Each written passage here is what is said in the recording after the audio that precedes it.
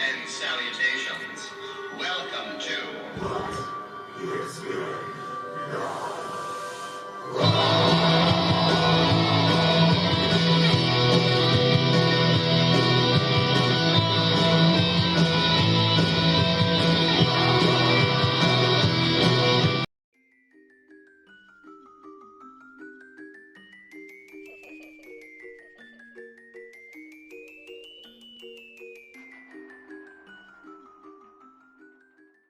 Greetings and salutations. I am the Ghoulfather at your service of Horror Punks USA, but I am not in my usual lair. Someone left the door open and I backward shimmied. And I'm here in Pittsburgh. I don't have any jokes for that because there's nothing funny about this town. It sounds like Transylvania. It sounds like Transylvania! Not Pittsburgh. Pennsylvania. Oh, Pennsylvania! Sounds like Transylvania. Thank you, Vincent. And in case you hadn't guessed already, I'm here with the nerve center of the greatest horror punk band of all time, the Renfields. I'm here with the abominable Vincent Renfield and Dr. Herbert von Renfield IV. And thank you, gentlemen, for being here. And they're playing here tonight in Pittsburgh at Kativa. And I can't believe I remembered that. So, you gentlemen have carved out a loyal following and quite a little niche in the horror punk genre. What would you attribute that to? Dr. Herbert? It's kind of like... I don't want to say the gimmicks, but Feel free. We have a werewolf. we have a werewolf. There's not too many bands that have a werewolf, you know. And so a lot of people were like Renfields, don't do it, don't sell us, don't get the werewolf. But really, I feel like that's kind of what has separated us from the rest of the Transylvanian bands. Gimmick crew. Really? Yes, werewolf gimmicks. Yeah. Yes. I mean, well, so what happened was, a long time ago, when we started playing music, all we had were our personalities, some makeup, and our accents. The girls love the accents. As you can see, Dr. Herbert has kept his. I, however, did some Rosetta Stone and got rid of mine, and when that happened, Dr. Herbert said, Vincent, we really need some sort of new gimmick because your accent is gone. That's a really good Dr. Herbert. Thank you. So we just kept piling on the gimmicks, and that's how we got here. Yeah. And now, as we stand here before you, in our brand new fucking sweet ass gimmick. Well, that's what I was gonna... Nice. Well, can I get one? Yeah. He's giving out high ones, everyone. And that's what I wanted to talk about. I've enjoyed the various incarnations of the Renfields over the years. And this is the latest evolution. Can you discuss the new, because you've always been very theatrical, and can you discuss these new, for lack of a better word, theatrics? So when we started, the Renfields, we didn't want to be Guar. We didn't have enough money to be Guar. Yeah, that's true. So Dr. Herbert and I were... The fourth. The third, Dr. Herbert, there was a Dr. Herbert the third. He wasn't as much a mad scientist and he built stuff. This Dr. Herbert was. So when he came from the future, from the past to the future, time travel stuff, we started building monsters to fight on stage. Robots, we fought Santa Claus, we ripped Santa Claus guts out and there would be candy, we built paper mache, and then there came a time, I think, for both of us where we said, like, we don't need to be Guar. Why don't we just say, fuck it, let the music stand for itself? And then we decided that doesn't work, let's be Guar again. And so we're now working towards our inevitable destiny where most horror punk bands rip off the Misfits, we rip off the Ramones, and have also stolen black metal imagery with a poppier sound. It's going to work for us. And if not, we'll go back to Guar. Yeah, I was totally going to go back to Guar, yeah. Well, that's another good point to bring up, because not only have you changed your image, but definitely you've changed musically from the older material. I don't know, I mean, so I feel like the idea is that we changed musically because we changed visually. Because, like, you see photos of the cult ritual in progress, but people would probably be surprised to know that we're still pretty poppy. I don't know, we're a little bit metalcore. Are we metalcore? What are we? Are we new metal? What do you think, Doctor? Yeah, so if you think back to like the real old stuff, like we all, like every album that Renfields has ever done has always been like 80% Transylvanian pogo pop, 20% like hard metal. Like New York Ripper is super hard metal. Burning Revenge is a really, really old song that we still play. That's pretty hard metal. So like I always feel like we've had a good 80-20 mix. With this new set, I feel like we're just kind of maybe 70-30. Yeah. I mean, we're still mainly pogo punk, I think. Yeah, I think like maybe it's even like bands like Ignite, like that's a band that we like kind of rip off a little bit. Not so much like death metal, but more like hardcore and stuff. So we've never wanted to sound like the stereotypical horror punk sound because we didn't really come from that. Like, you know, love it or hate it, we hate it, but we didn't really come from that. We came from like Dr. Herbert does not listen to anything in that realm. Oh dear. If I can make a confession that will probably get everyone to hate me. Okay. I was like 3 years into playing drums for the Renfields before I heard my first Misfits song. Like, I mean, I heard a couple of the popular ones on the radio every once in a while, but like... The closest thing to blasphemy. Right, exactly. To be fair, we've played with Blitzkid, we played Ghouls Night Out, so you've heard a bunch of Misfits songs, they just weren't as good. They were total rip-offs. Oh, wait a minute! We also played our song, Prom Night. Yeah, that's true. That's also a Misfits rip-off. Fuck. Okay. Sorry. But we've done I'll be going back in the box, folks. But looking at the image, I can't help but notice is you've gotten a bit Lovecraftian. Yeah. Is that true? Well, is that true, you total drink of water? I mean, yeah, I feel like the idea was we did the Transylvania thing for a long time. Time for an image change. I'm a Lovecraft fan. You're a Lovecraft fan, right? Who doesn't love Cthulhu? Yeah, exactly. There's a lot of good material for dick jokes. Who doesn't love dick jokes? Who doesn't love dick jokes? I enjoy them myself. And I think there's room in horror punk for cosmic horror as well. Cosmic horror punk. Bro. You've coined a phrase. Yeah, exactly. Yeah. So yeah, I mean, I don't know. We just like it's a new gimmick, and like really, quite honestly, we a lot of the songs are Lovecraftian songs. They're like super old. There's Lovecraftian songs on Go. Mm-hmm. There's Lovecraftian songs that have like been in the works forever. And, That's a wonderful prosthetic you have there. That's not it's real. Oh, it is. Okay. Yeah. Well, then I'm so sorry. But bringing that up, there were 2 EPs. The first one has already been released. Handbook for the Recently Horror Punk. Could you talk about it's a bit of a concept record. Could you talk a little bit of that lyrically? Oh yeah. Lyrically speaking, Handbook for the Recently Horror Punk really was. We've been in the horror punk scene for a long time. Much to their chagrin. It's true. Before Horror Punks USA, we went through the trenches. We went through the Mean Girls. We went through all of the things that are chronicled on New Jersey. The New Jersey. Now, a common misconception though, Handbook for the Recently Horror Punk is much more brilliant and complex than anything. Really? I never would have guessed. Well, no. So see, people have come up to me and they've been like, "Man, what bands are you talking about when you say like you hung out in their van in 1998?"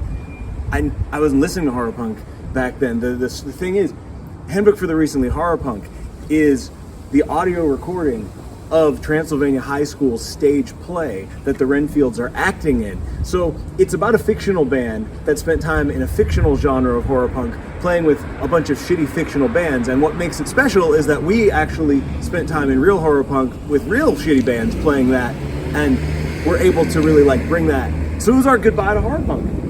And guess what? We're still horror punk, so I guess we failed.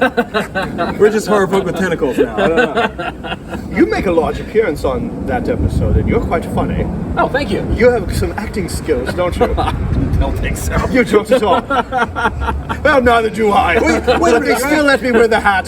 He was acting like a horror punk for 3 years before he heard the Misfits. That's true. You know what? Maybe I'm wrong. You're right. Yeah. So I don't want to give anything away, but I keep saying episode because it seems episodic.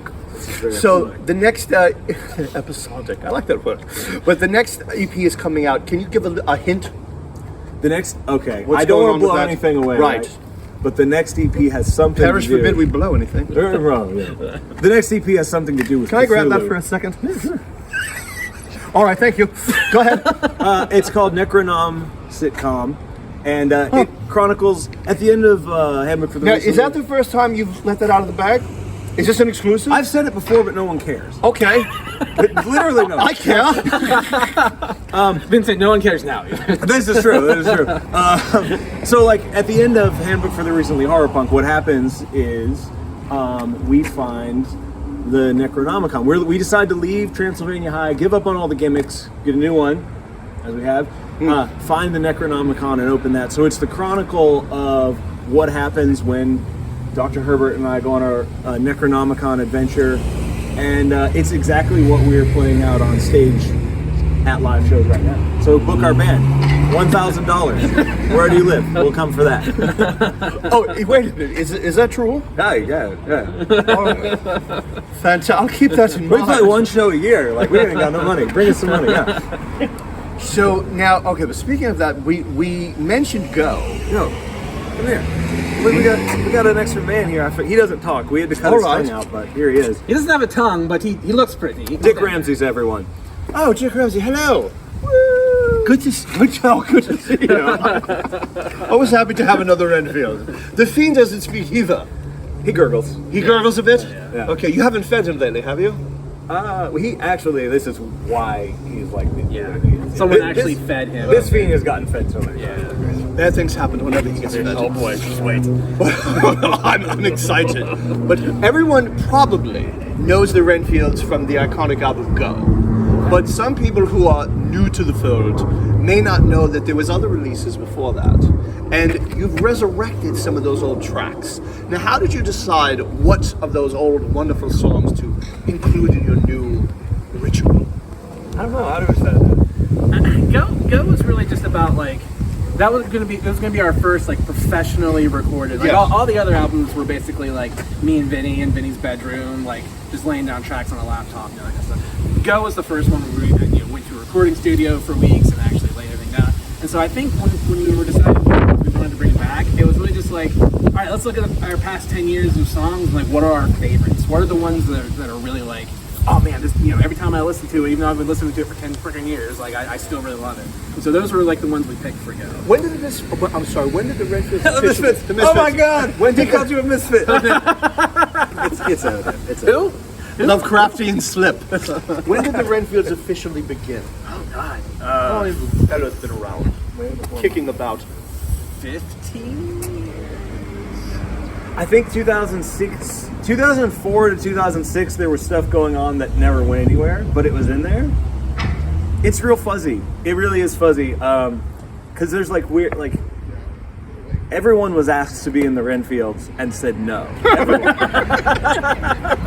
And so I would have been in the Renfields. I'm still willing. Well, I mean, you're dressed for it. Thank you. I was in a band it was to be my first band. The first time we were going to play live, and this is my vindication. And I hated it. We were called the U.S. Agents. This is unknown shit. Oh boy. You don't even know this. Do you know? I don't know this. We were called the U.S. Agents, and we sucked. And the problem was, I was wearing a suit. I was dressed like one of the Deadlines, Christian horror punk, awesome band. I was dressed like that, and I had like fucking bone gloves and the suit, everything Vincent Renfield wears, minus the makeup. And this band, I was doing that, and everyone else was wearing random suits, and we didn't look good. And I was like, and I got upset because I knew we were playing a show, and we were going to look like chumps. So in my desperation, I said, let's just call ourselves Valentine, and we'll be a pop punk band. And they were like, fuck yeah, that's awesome. And I was like, no, I don't want that either. And so then I went home, and I was like, Renfields. And I was like, okay, we'll all have pumpkin makeup, and we'll be called the Renfields. And I pitched it, and I remember this guy, Colby, who was in my band, goes, I'm not being a goddamn pumpkin head. And so I quit, because in my mind I went, I can't have my first local show be as a fucking Valentine. And so guess what though? Here's what happened. They came back, they played the show. How'd the show go, guys? They were like, dude, you were right. We should have been the fucking Renfields because there was a band there and they were dressed like ninjas. And I was like, exactly. That band was called Absolute Power, real band. So I don't where I was going with that. Oh, when did it start? Oh, it started there, but then it took a while. I was working at a record store, met Dr. Herbert III. He learned how to play drums to be in the Renfields. I learned how to play guitar. We were pretty bad. We became friends with Dr. Herbert and his band, and we played shows together. We fell in love with each other. Started wanting to hang out more, so he played one song, and I think Dr. Herbert Renfield was like... The third was like, I don't like it, and he quit, and it was just like he was just a guest. I don't know what happened. Beef, no beef. Beef squash right here.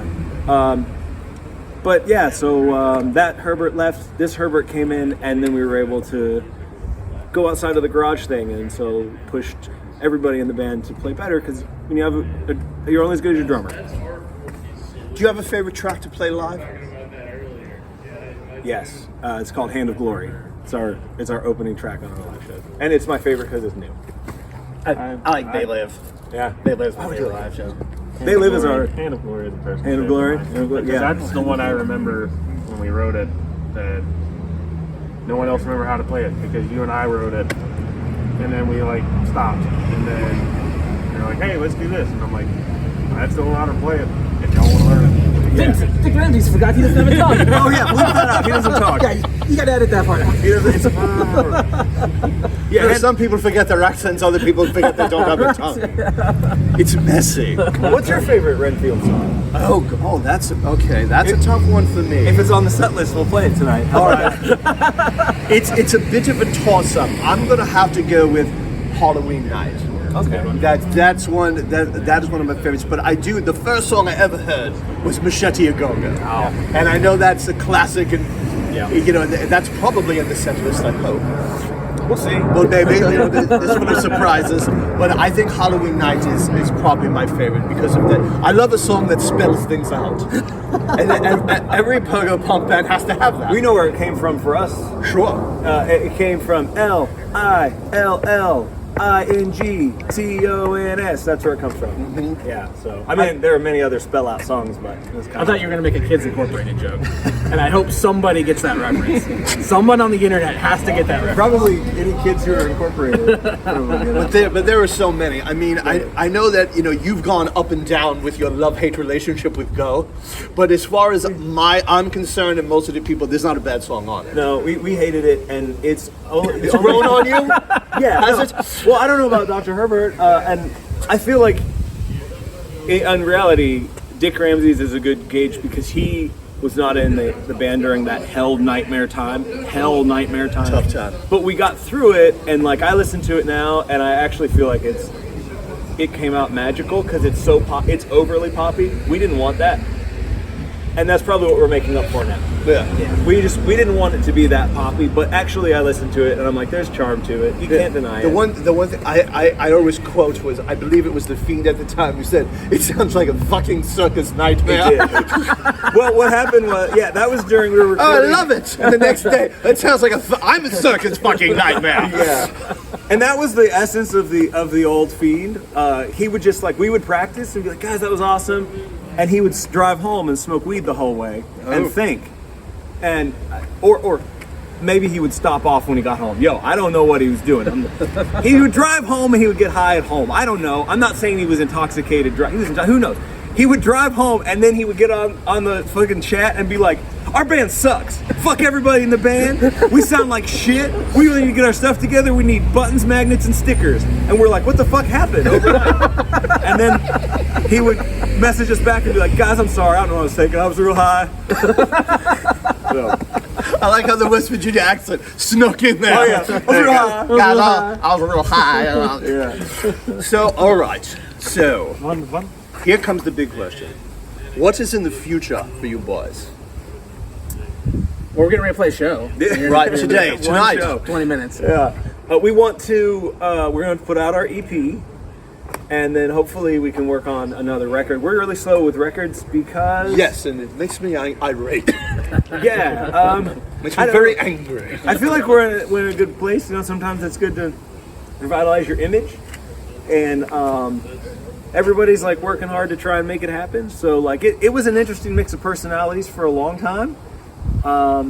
And then we were talking about it in the bathroom today. Like, you know, we were times when we were in the band when we were all going crazy. So this seems to be the strongest lineup. I mean, would you both agree with that? I mean, for God's sakes, we've played 2 shows in a year. That's pretty strong. For us, that's fucking strong. That's strong. No, that's really strong. So, yeah, man, I don't know. We put too much pressure on ourselves with Go. That's why we hated Go, because we thought Go was going to be like the record. That was going to be the one. Yeah, definitely. And it was the one, just in a different way.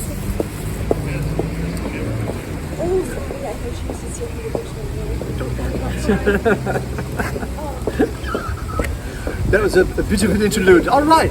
So anyway, gentlemen, I want to thank you so much for coming out here and speaking to us, Horror Punks USA, and the show is being put on at, I'm going to forget it again. What is it called? Cativo by some guy Namless, and I want to thank Tarek Reed for putting on the show and allowing me to do this nonsense. All the bands have been so strong, and now we'll let you go. We're all going to go back inside, and it's time for Renfield Mania. 3 cheers for Transylvania. Renfields, go!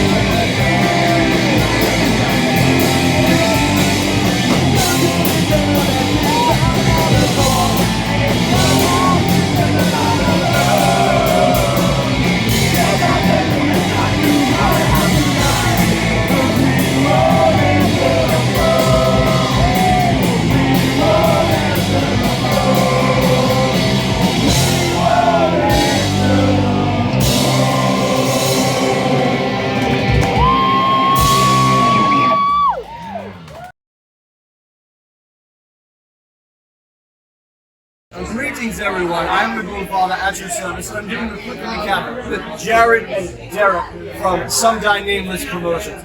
Derek, a very successful show, wouldn't you say? Yes, great. Greatly attended, and everyone had a blast. Yeah. Can you give us a quick rundown of the bands you played? The bands tonight from Pittsburgh, we had City Escape artist Rocky Dennis Face, Pink Cat, Uncle Catfish, yeah, that's Pink Catfish, sorry, they were called Uncle Catfish tonight, and Understatement, and also the Renfields headline tonight. And what did you think of the show, Jared? It was fantastic. You were having a good time. I had a blast. You were singing along. I usually do. Well, you know, I can cut and rug, yes, on occasion. And how long has Some Die Nameless been in operation? Well, we first started as a fake band, putting out fake flyers for fake shows. That sounds very fake. And then it's very. I think we were the circle of fakes that the Renfields talked about. But then we started doing movies, and then that went nowhere. But then we started getting deep into local music and horror punk, and started booking all those bands maybe 7 years ago. Like 2014 was our first, and the first show I booked was the Renfields. That was your very first And my show. first show was the Renfields. 8 people. Yeah, and we had 8 people. Yeah, through the door. At that point in their career, there was more people in the Renfields. Yes, there were more people in the Renfields. Yes. Well, this one, I got to tell you, like, I was very impressed. Coming from Horror Punks USA. Yes, yes. And this show was very tight, the sound was fantastic, and all the bands were very impressive. And the gentleman in the first band told me this was his first actual show in the new. Oh, here. Yes, he's Wow. been playing in parties before that. Yes, they've been doing a lot of house parties. They've been doing it, but this has been a great time. Thank you so much. Thank you for coming. Oh, absolutely. And I want to get to the handshake with you. Horror Punks USA, Some Die Nameless, with Jared. Get over here, you bastard. We stand Ghoulfather. We stand together for Horror Punk.